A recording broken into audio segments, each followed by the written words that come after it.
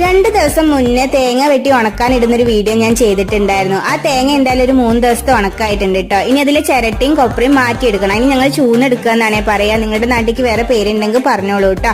അപ്പൊ അതേ കുട്ടിപ്പട്ടാളങ്ങളും നമ്മളെ സഹായിക്കുന്നുണ്ടായിരുന്നു. തുടക്കത്തിൽ അവരുടെ സഹായം നമുക്ക് ഉപദ്രവമാകുന്നൊക്കെ വിചാരിച്ചിട്ടുണ്ടായിരുന്നു കേട്ടോ. പക്ഷെ നല്ലപോലെ അവർ നമ്മളെ ഹെൽപ്പ് ചെയ്തേ.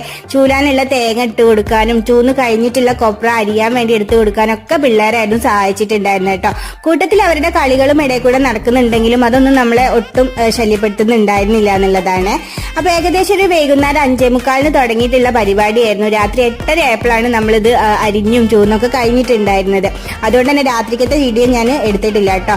തൊട്ടടുത്ത ദിവസം രാവിലെ ഉണക്കാനിട്ടിരിക്കുന്നതാണ് നിങ്ങൾ ഈ കാണുന്നത്. അപ്പൊ ഈ 2 തേങ്ങയും നമ്മുടെ ഒന്ന് നന്നായിട്ട് ഉണങ്ങിയിട്ട് കാണുന്നത് പാപ്പന്റെ വീട്ടിലാട്ടോ. നമ്മുടെ മുറ്റത്ത് നല്ല പോലെ വെയിലായതുകൊണ്ട് എല്ലാവരും ഇവിടെയാണ് എന്തെങ്കിലുമൊക്കെ ഉണക്കാൻ കൊണ്ടുപോയിട്ടാറ്.